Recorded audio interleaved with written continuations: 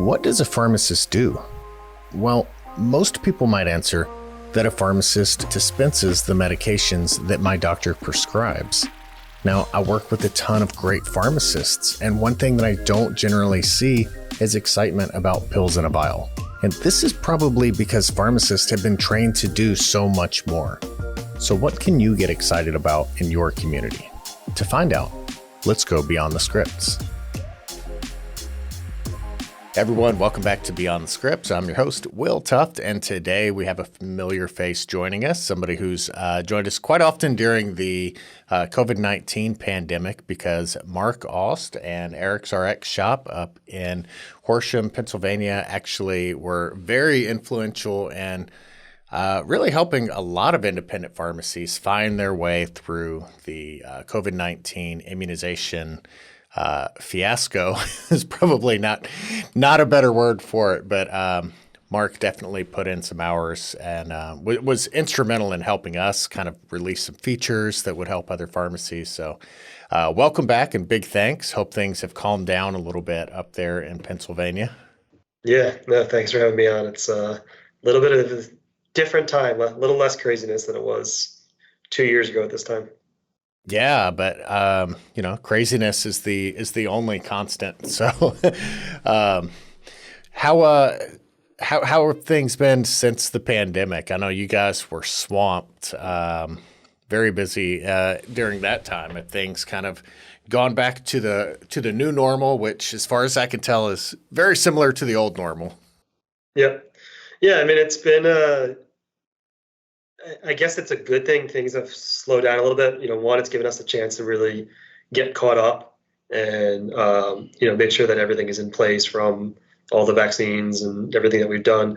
And then two, take a look at our internal systems and come up with a plan to, how are we going to use the information that we have and the vaccines that we've given, and then, come up with a plan of what's next, what can we do to stay ahead and, really just be able to, survive. I don't want to say survive, but be, proactive instead of being retroactive within the pharmacy. Yeah. I mean, I think that there's a lot of pharmacies that are probably in that same mindset of COVID was crazy. There was a lot of adaptation, switching to curbside, to drive-through, to immunizations for, especially if you're a pharmacy that didn't provide vaccines to begin with. And now, everything's kind of settling back into a bit of normalcy. So that presents its own challenges for sure. So let's go back in time a little bit before the time of COVID, and tell me a little bit about PioneerRx and how you came to be co-owner in that pharmacy. Sure. Yeah. So PioneerRx Shoppe was started by my business partner, Eric Abramowitz, and my dad, Richard Ost, almost 13 years ago at this point. And, long story short, Eric worked at a pharmacy basically across the street from where we're at. His pharmacy got bought out by a chain. And, being a community pharmacy and a trusted, healthcare provider in the community, he had patients. He had people that wanted him to stay around there. He reached out to my dad, who was previously, worked with pharmacies with, and they decided to open up PioneerRx Shoppe. And about 5 years ago, I was working with my father at another store in the inner city Philadelphia, and I wanted to transition kind of, to a little bit of a different pace into the suburbs. And I ended up moving out here with and working with PioneerRx, and the rest is history. Oh, wow. Yeah, I didn't realize that. That's a stark contrast from the landscape at PioneerRx to inner city Philadelphia, huh? Different language. I mean, in my dad's store in Kensington, it's, I would say 80 to 85% Spanish. Different drugs. It's a Medicaid population. Different business. I mean, it's like night and day in pharmacy. But the most important thing is just being able to be a resource for the community and being able to adapt. Very cool. Yeah, and it seems like you've done that pretty well as a 2022 NARD Ownership Award recipient from the NCPA event this year. That was exciting to see. Yeah, it was. I mean, it was a great honor to receive an award like that. I mean, not just from, if you look at who's on the NCPA Foundation, I mean, these are all, I'll use a pun on words, the pioneers of pharmacy. These are, the people that have been around for a long time and really have made a huge difference. And to be, nominated and then, voted to win the award really was a huge honor. Yeah, man, that's the best of the best. That is a really exciting show. I always love to see our independents that we know and work with all the time recognized on stage. So congrats on that. Also very busy with state organizations, with Bucksmont Pharmacy Association, with the Philadelphia Association of Retail Druggists, and you've also served on the NCPA Executive Committee. So lots going on up there, right? Yeah, I mean, so I'm fortunate, I guess you can call it fortunate. I am not a pharmacist. I am a licensed technician. And what that allows me to do is spend, more time on business operations, but also on, outside endeavors and being on a lot of committees. There's a lot of really great organizations. I mean, I think that's one of the biggest thing of being any pharmacy owner is you need to be involved in association, whether it's a state, a national, local, or whatever it is. But, from a business perspective, you're going to get ideas. You're going to be situated, you're going to be around people that have similar problems, but also have new ideas. And then from a, advocacy perspective, one pharmacy, and I learned this really, during the COVID pandemic, one pharmacy's voice doesn't matter. But when you combine that to all pharmacies across the state or all pharmacies, with NCPA 18,000 plus, it starts to make a real difference. And, we have a really great leadership within all the organizations, starting with, PARD, the Philadelphia Association of Retail Druggists, Rob Frankel, and Vicki Elliott at PPA. They do a really good job of keeping everything in line and, on the same and getting results. I mean, I think that's what any association, or any business is being able to provide results for members. And it's a, big thing. And then additionally, also, I'm a luminary for PPCN, which is the Pennsylvania Pharmacist Cares Network. And we, there's been a lot of really great opportunities that have come out of that. And being involved also in CPESN National, it's been a great resource for me personally and for the business. Yeah, for sure, man. And definitely, like you said, being part of advocacy and being part of a group that's able to say that this is a bigger problem than one business owner's qualms or one entrepreneur's struggle. This is, a legitimate, industry-wide problem. It's definitely nice to be able to get that unified voice to affect change, and especially if you can get the ear of a legislator or senator or one of your representatives to come down and really have a better understanding, which is something that you've also been able to do in the past years, to have a couple of visits from who is it, Senator Bob Cassie and Madeline Dean. Mm-hmm. Yep. So we through Works in Association and just through a lot of determination on my end, we were able to have Senator Bob Casey come in, and he came in for a visit, and then we actually did an event with him right afterwards with the state senator. We were able to have Representative Madeline Dean come in. We had our now governor, and this is when he was running for governor, Governor Josh Shapiro, came in, and this was a really cool event that that PARD orchestrated, where he was able to come in and sit with we called it a roundtable discussion, and sit with 20 pharmacy owners. And it wasn't him talking about us, about politics or anything. It was him listening for a good 45 minutes of, here's our issues, here's what we would, not what we would like, but just having his ear. And at the end, he really he spoke up and he said, listen, I get it. I fill my scripts in an independent pharmacy. I see the issues. I've taken on the big fights. And now that he's the governor, we've had a lot more inroads and access than we've had previous, but it was cool to have him there.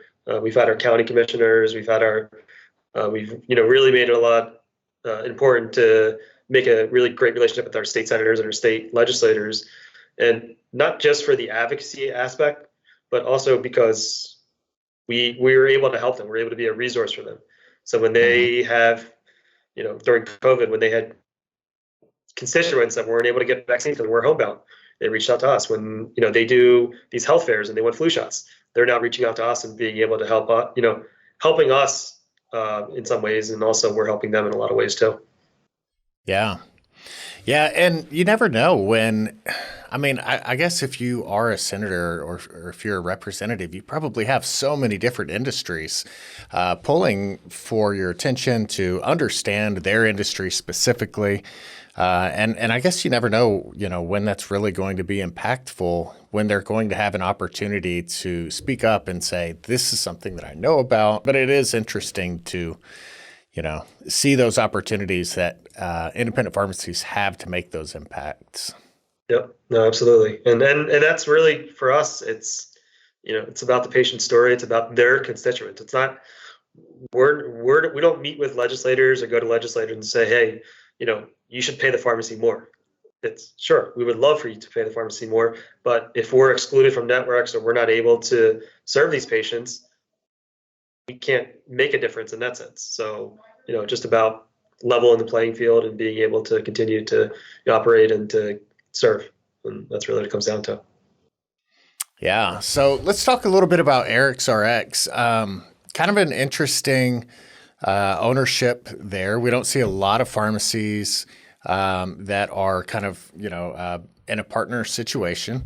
But I think pharmacists have to wear so many hats. Pharmacy owners have to wear so many hats. It really makes sense to have that kind of working relationship if you're able to, kind of make that work. So tell me a little bit about how you found that advantageous versus being in a sole proprietorship. Sure. So, Eric and I mean, I've known Eric my whole life. That helps.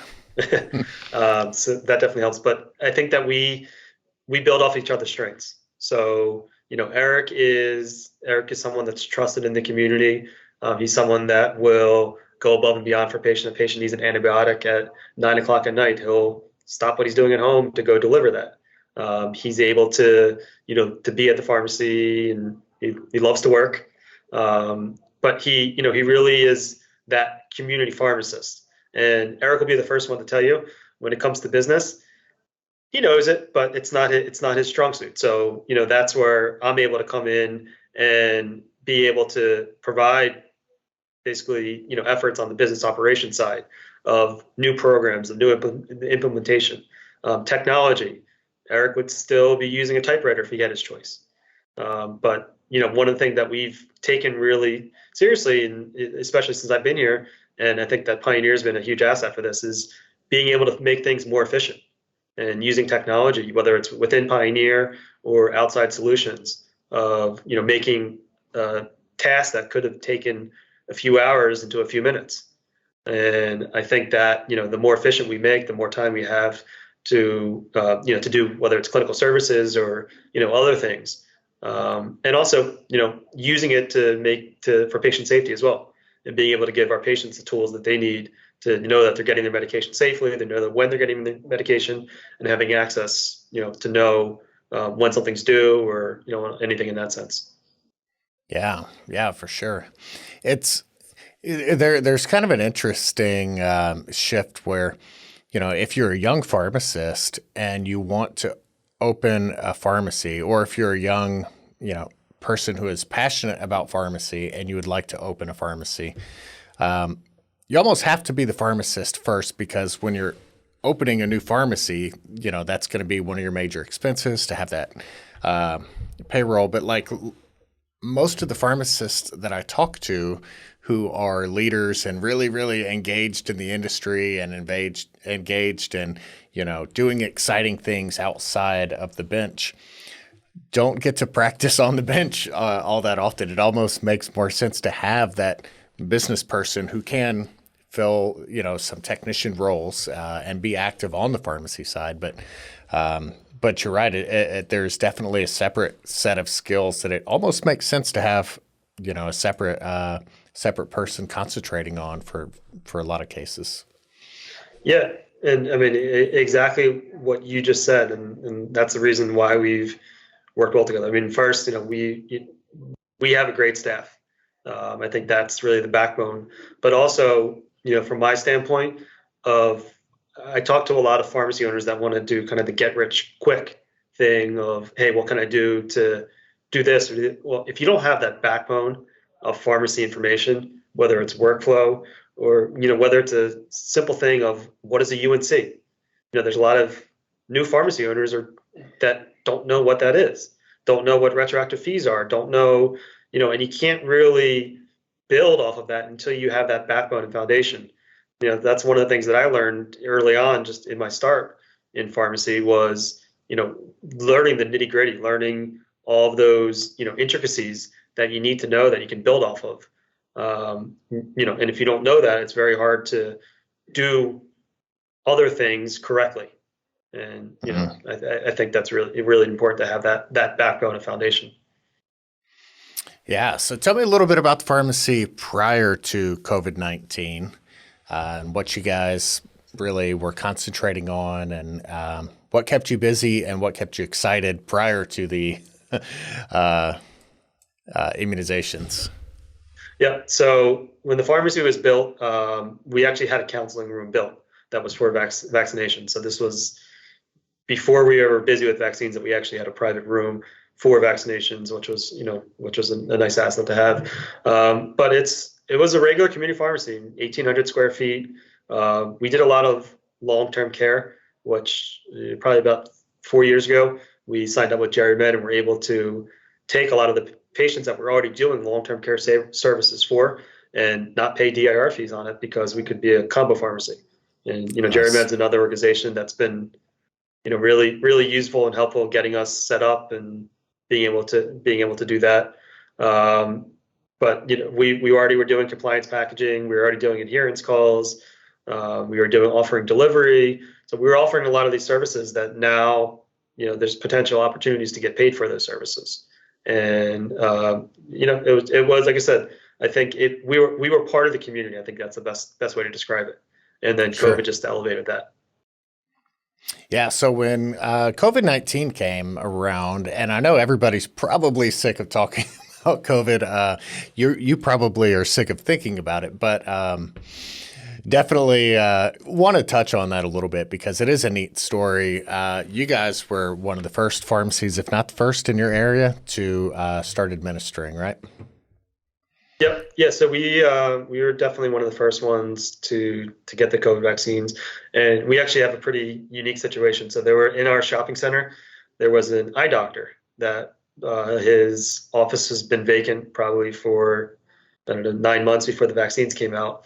We approached our landlord and said, hey, we may have an opportunity to get vaccines. We don't know what's going to happen. We don't know if we're going to be busy. We don't know if we're going to be slow. We don't know, but we could certainly use the additional space. So our landlords were nice enough to allow us to use the space for, a few months. And that really gave us an opportunity to do vaccines, one, in bulk, having a space with 3 private rooms, 2, to, have additional staff that can handle it. So, our pharmacy, like I said, our pharmacy staff has been there for a long time, and they've done a great job. And we couldn't have done all the vaccines if that wasn't in place first. Then we added staff to our vaccine clinic, and it's now, 2.5 years later, and we still have that space in the vaccine clinic that's separate, and we're still able to, it's not as busy as it was, like I said, 2 years ago, but we're still doing a lot of different types of services. And, really for the COVID vaccine, it just became, how can we help the community? So initially it was just doing as many vaccines as we could within our clinic. And that turned from, 40 or 50 day to start to 80 to 100 day, to eventually we were doing almost 250 to 300 a day, out at our pharmacy in our clinic. And, again, that increase of efficiency was a huge part of Pioneer, of being able to bill, report, schedule a vaccine within, a condensed time frame. And if 2 to 3 minutes to do it, previously, I think with all the improvements, we were down to 15 to 30 seconds per patient, which was huge because that allowed us to increase our capacity. Yeah, I remember that being such an exciting time for me because, I do the new features show on Mondays where I go through all of the weekly new features for our software. And I remember being part of that excitement whenever I saw one of those features coming out. I'm like, oh, dude, I got to send this over to Mark. He's going to love this. This is going to be really helpful. In fact, sent you one last week where we had another update to the patient bulk process. But it was an exciting time, definitely a hectic time. Yeah, no, we called it the 3 a.m. group. Myself, Josh Hallen organized this, and we had, Rannon from Tarrytown and Scott Pace in Arkansas. Yep.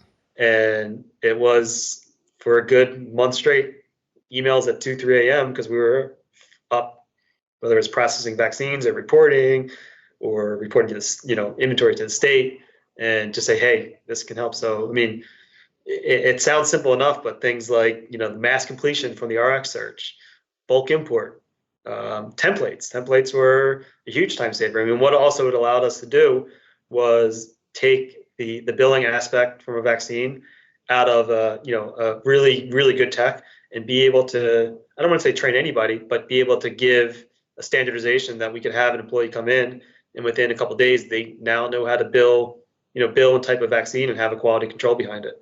And what you just said, the bulk import with template. That's also a huge step too, that we'll be able to apply a template to a bulk import file and be able to process them in that sense. So, there's a lot of great improvements that really definitely, that we couldn't have done what we did without those improvements.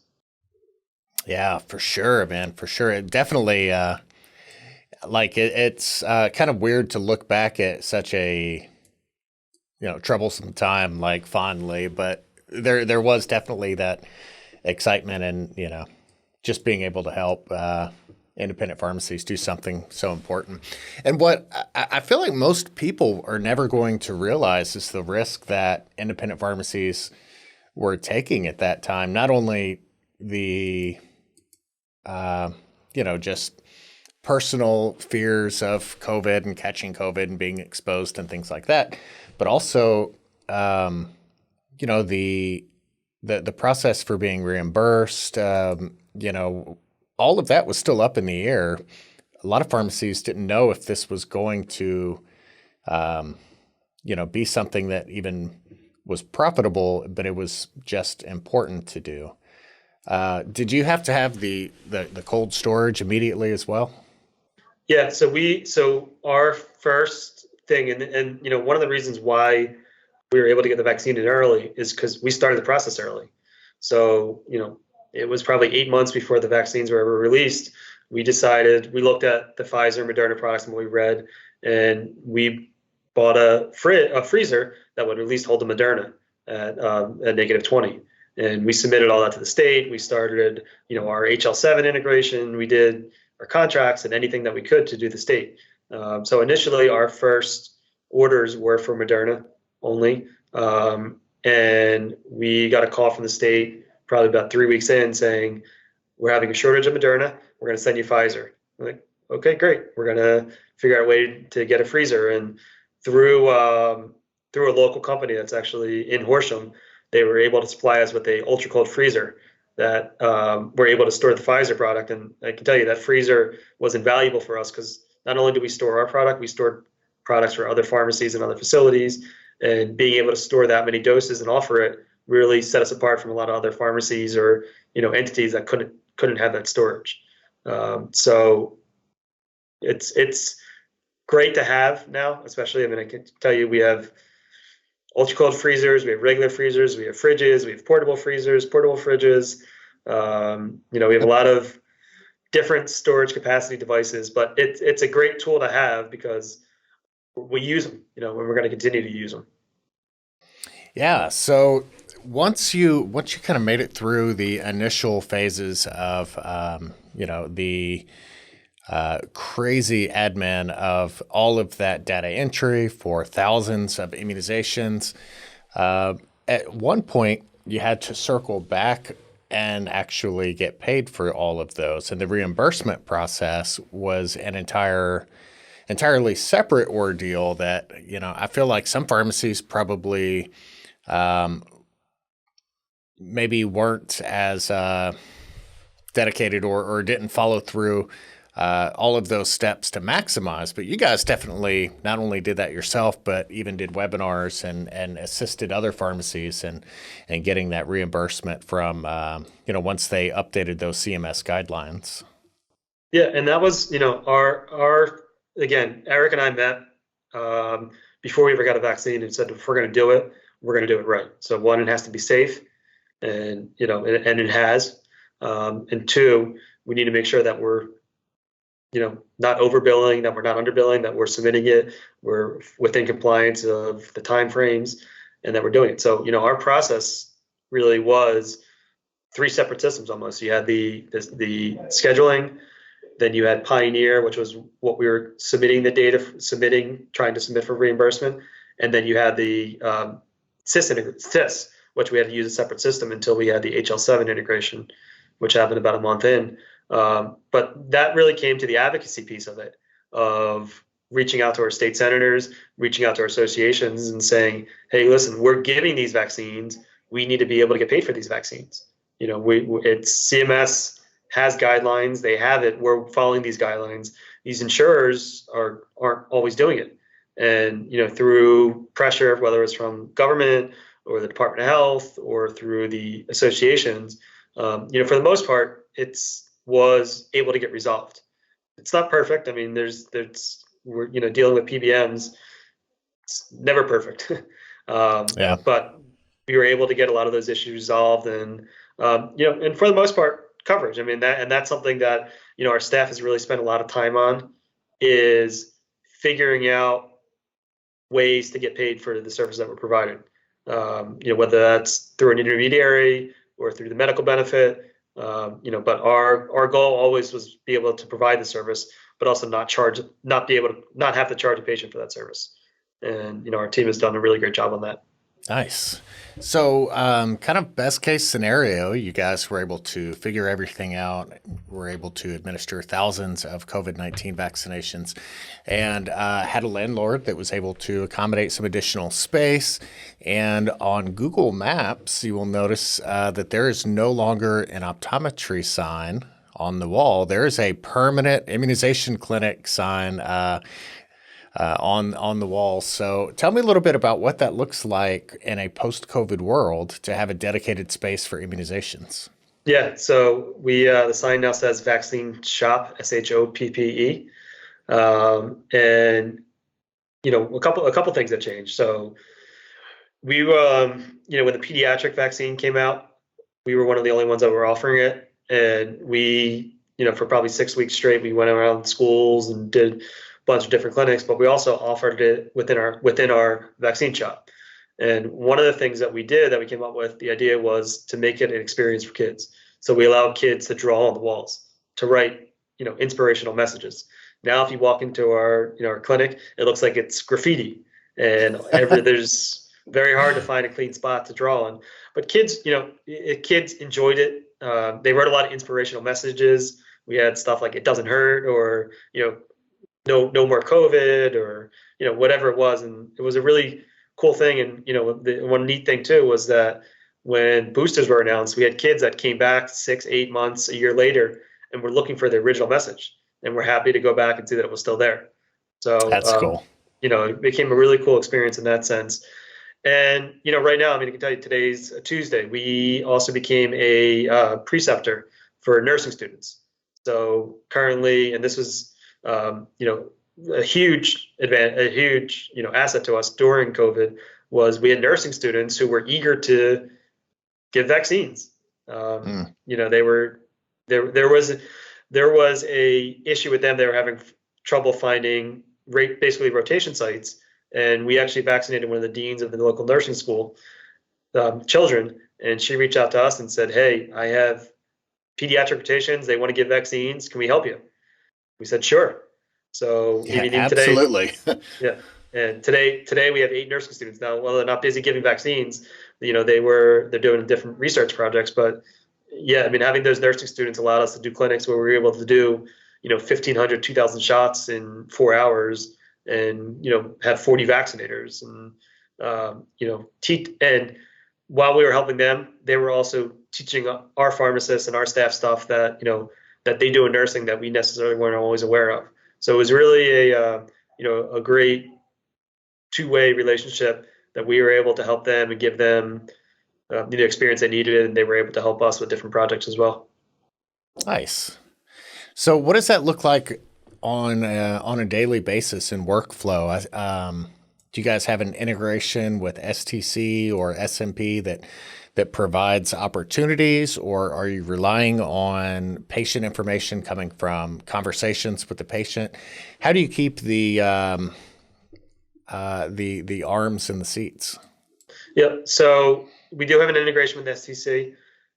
We have the HL7, the bidirectional in Pennsylvania, that allows us to submit data upon completion in Pioneer with the script to the registry, and then we also can query the registry from within Pioneer, which is it's great. I mean, unfortunately, in Pennsylvania, it's not a requirement for all providers to report vaccines, so our state registry isn't always 100% accurate or has all the data. But to be able to use that and to be able to do that has been a really good factor. I mean, we're not starting. We've been doing Shingrix for a while, but Shingrix has really picked up. A lot of the pneumonia vaccines has really picked up, and being able to to query the registry and check that information allows us to determine what vaccine a patient needs. Our workflow. So one big thing we did, and this is during the busy times of COVID, was we completely segregated our vaccine clinic from our pharmacy. So at the height of COVID, when I remember seeing a phone bill. I think we had like 120,000 phone minutes and but people still need their medicine. So we couldn't boggle our pharmacy staff down with answering questions about, hey, what time is this appointment, or in that sense. So we completely segregated it. In some ways kept our pharmacy in the dark. So all they had to do was, hold on, I'm going to transfer to the vaccine clinic. So that pharmacy could still operate and still provide that same level of service. And then our vaccine staff was trained with all the different systems and vaccines and being able to do that. And now it's still intact. Our vaccine staff, they help with, they're the vaccine experts. They're the ones that know the coverage. They're the ones that know our vaccinator schedules and all that, and anything in that sense. So I think having that segregation, but also having the technology to be able to do that. 20 years ago, I don't know if we could program the IVR, auto attendant to be able to have all those different extensions and do that. With us, it took us, because we had that background, it took us 5 minutes to just go into the system and be able to change that. And then eventually we switched to MedTel. It was even easier and more reliable. So it's been a great asset to use for using that technology. Yeah, for sure. So to follow up on that, if you're not familiar, with PioneerRx, you can actually have the MedTel kind of linked to a workstation, so you can link the phone to the workstation, kind of communicate within the software. So it's pretty cool. Also on the vaccine tooltip, did you see we had a new feature with that this week where in the alerts area, if you hold the mouse over the vaccine alert, instead of giving you an alert that the patient needs review, it'll actually list out the vaccinations that are due. What are you going to be concentrating on in 2023 in your vaccination area? Are you looking mainly at flu? Are you doing travel vaccines? Are you doing some of the more preventative vaccinations that are available? So, what's your lineup? And then are you looking at any point of care testing in that space? Yep. So to address the first thing, the vaccines, we're certainly, there's not as many vaccines being administered now as there was 2 years ago or even a year ago, but we're expanding our offerings, and same thing, we're having our nursing students look at travel vaccines, looking at what we need to do in order to get yellow fever, looking where people are going, what vaccines are needed, what's covered, what's not covered, and coming up with protocols in that sense. We're still here, we're still offering our flu, COVID, shingles, pneumonia, Tdap vaccines. And I think that the most important aspect is we make it easy. So, you don't need an appointment. Sure, an appointment makes it easier, but you can walk in and we'll get you a vaccine. We have pre-canned reports in Pioneer. So if someone comes in for a Pfizer booster, we go into the patient profile, we print out the Pfizer booster form, it's printed out, you draw the vaccine, you give it to them, and it's, a really quick and efficient process. We're also using a lot of the data that we had from all the vaccines that we've given, to find different opportunities. I mean, COVID tests right now, over-the-counter COVID tests, being able to supply those to Medicare patients and to some commercial plans, has really been a great thing, and take advantage of that before May 11th, before the public health emergency ends. And we do offer point-of-care testing. We have a Cepheid machine, which is a PCR level machine that can do the flu, COVID, RSV in one swab. And there's different types of tests, other tests that we can do in that machine. We used it. That was, a great thing to have during COVID. It's obviously not as busy now, but now we're trying to figure out how we can partner with different physician groups or, different entities to be able to, utilize the machine. And then also, while people will pay for it, people also want to use their insurance too. So we're trying to figure out ways that we can kind of integrate with the insurance companies to, we don't have provider status in Pennsylvania, but we do have, connections that we're now trying to work through to see what we can do to get a network to be able to bill patients insurance for point of care tests. Nice. Yeah, I was about to ask. I saw on your website where you had the form, you had like a guide built out to manually submit for like reimbursement for out-of-pocket expenses. I thought that was pretty neat, just to standardize that and make it nice and simple for your patients. Yep, and that's what it's really about for us. It's providing a resource, and we get a lot of different calls and opportunities. And the thing that I always tell people is, if we can't do it, we're very well connected within our area. I've probably text pharmacy owners more than I text anybody else at this point. And we'll find someone else who can, and we'll connect you with someone that's able to help. Yeah. So how does that work with point of care testing in Pennsylvania? If you don't have provider status, do you guys have collaborative practice agreements, or are you able to benefit from having some of those nursing students in your facility? Is there any kind of crossover like in that regard? Yes and no. So, we're allowed to do a collaborative practice agreement. We can't initiate therapy in Pennsylvania. So even if it's kind of still a little bit of a gray area. It's something also that we're looking on too, to add additional revenue opportunities of being in more CPAs and doing in that sense. It's limited. Pennsylvania is not a very progressive pharmacy state. From the board of pharmacy to the PBM legislation to anything in that sense, we're still probably behind the eight ball in that sense. But I think, what we have is we have a really strong, clinically integrated network of PPCN that was done an amazing job on the west side of the Pennsylvania, the Pittsburgh side, and, is really starting to build up the network on the southeast region, Philadelphia. And once, I think that network has the resources and has the membership, that we'll be able to have a lot more payer programs that will allow us to do, different clinical tools that we need to be able to help our patients and also get paid for the services. Yeah.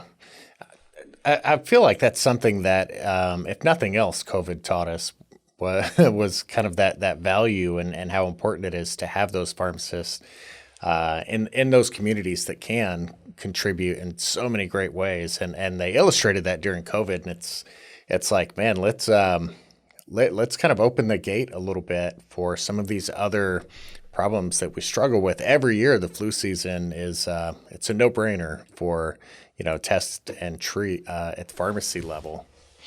Yep, I agree. So what are you excited about in 2023 now moving forward? So one is Pioneer Connect. Yeah, it's going to be a great event. I've got a great speaker coming to talk about immunizations and reports.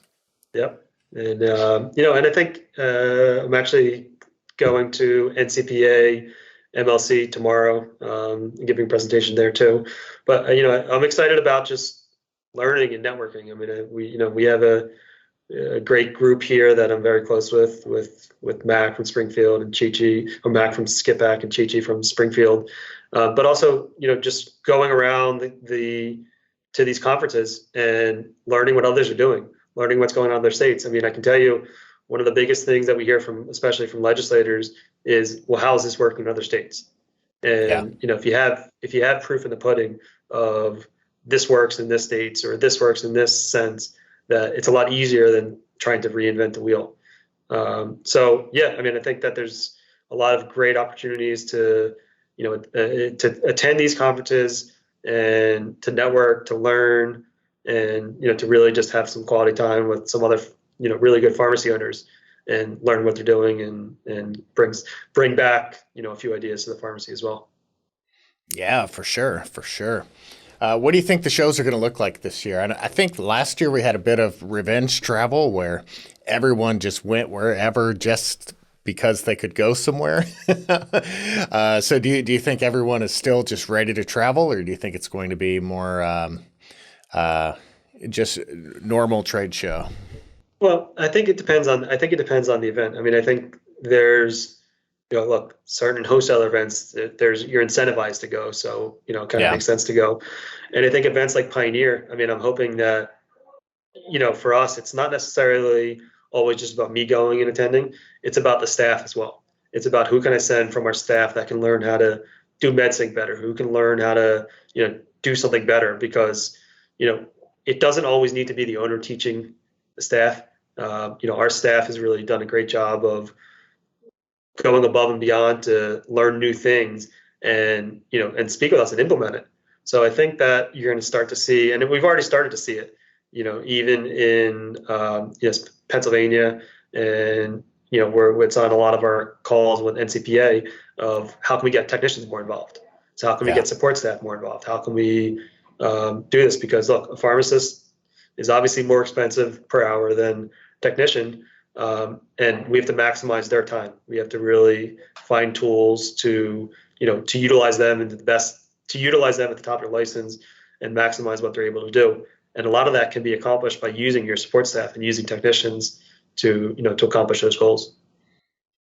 Yeah, the term technician is probably in the pharmacy world one of the broadest range job scopes I've ever seen. Really depends on the pharmacy, but I mean the responsibilities of that title can vary so wildly.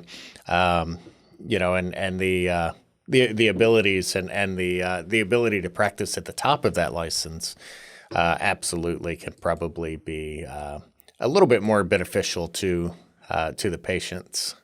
Sure, absolutely. So you have the designated space for immunizations, and do you think that's going to be a long-term change that you guys are going to continue to focus on, or do you think that's going to evolve or go away?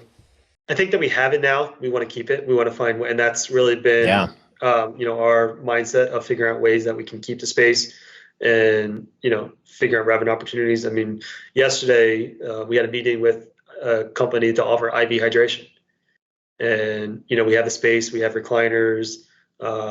We looked at doing ourselves, and then we kind of figured out that it was probably easier to outsource that to an already established company. So, and it's, I mean, the low hanging fruit for them is the hangover crowd. It's more about wellness.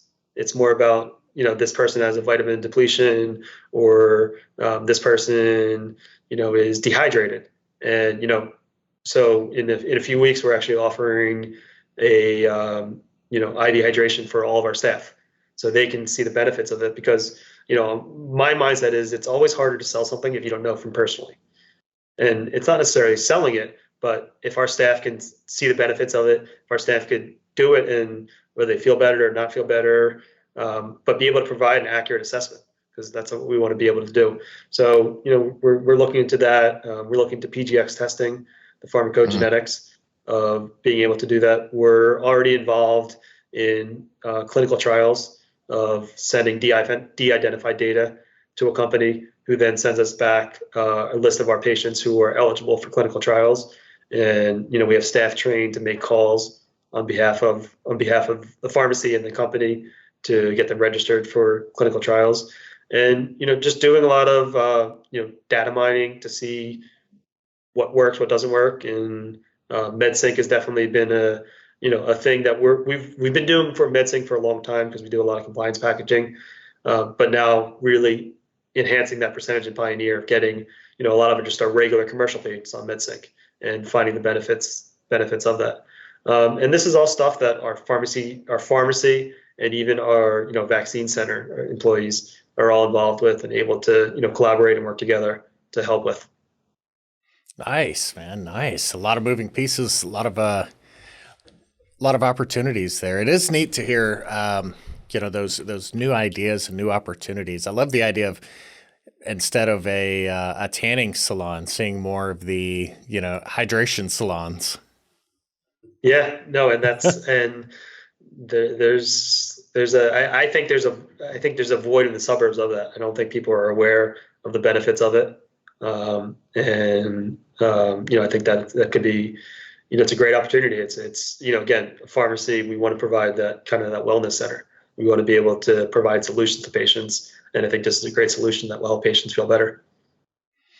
Nice. So almost out of time here, but I do want to touch as we're, creeping into 2023, 2024 is definitely going to have a rough first couple of months, first quarter with the changes in DIR fees.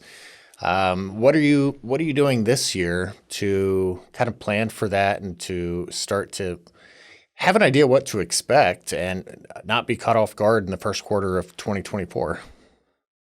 Yeah. So, I think the most important aspect is information and correct information. So, call Ben Jolly, get your DIR fees programmed in Pioneer, because if you know what you're getting charged, then you can put that money aside. Yes, sure, there might be cash flow issues, but if you're just hit with a $50,000 DIR fee bill and you're unaware of it, you can't plan or react to it. So I think having those DIR fees in Pioneer gives us a really, really good assessment of what we're in for, and then two, just setting that money aside. Instead of buying something additional or whatever it is, putting that money aside in a different account that's going to be our DIR fee account. So come 2024, we have that money set aside so we won't have any really cash flow issues.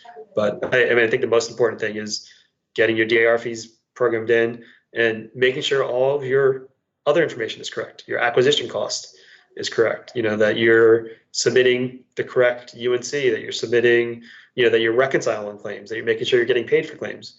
I think there's so many missed opportunities from pharmacies, whether it's from the medical side or even just from not doing a reconciliation side, that if we're able to take advantage of and increase the efficiency of that you'll see a lot more cash flow than you would if that's not taken care of.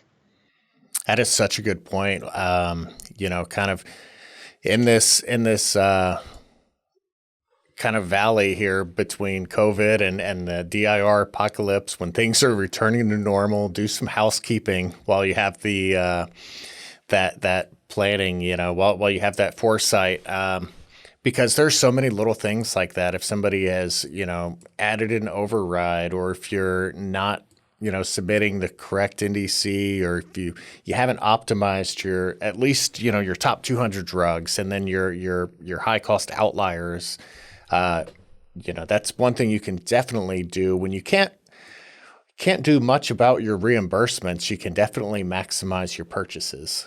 Yeah, and even just, we're figuring this out now. Look, if you can decrease your inventory by $50,000, but still be just as efficient, then that $50,000 doesn't need to sit on your shelf. So I think that there's a lot of efficiencies and a lot of tools within Pioneer that will allow you to do that. And there's a lot of really, great help files as well that could be a resource for your staff. Absolutely. Well, I'm going to let you get back to it. We're coming up on time. Looking forward to seeing you at Connect. Marc is going to be presenting 2 classes, so make sure you're planning on being at Connect 2023 in Nashville, Tennessee this summer. Shameless plug, but that's okay. Always good to talk with you, man. Again, really, really nice to talk with you, not totally about COVID-19 woes. So excited to see you this summer and in a little bit different atmosphere. All right. Thanks, Will. Appreciate everything you do for Pioneer and for pharmacies. Thank you for listening to this episode of Beyond the Scripts, presented by the Catalyst Pharmacy Podcast.